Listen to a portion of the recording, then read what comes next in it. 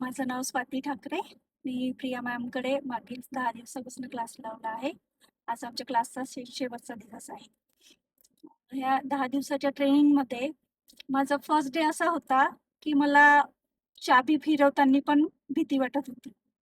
But त्यानंतर थोडं मला 3-4 दिवस गेल्यानंतर फ्री वाटायला लागलं.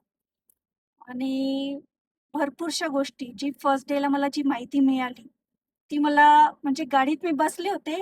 या अगोदर 3 वर्षाच्या अगोदर मी ट्रेनिंग घेतले होते ड्रायव्हिंग क्लासकडनं.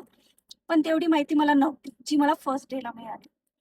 आणि जी मॅमनी मला सांगितलंय, भरपूरशा गोष्टी मला कळत गेल्या. काय करायचं नाही हे मला जास्त चांगल्याने समजत गेलं.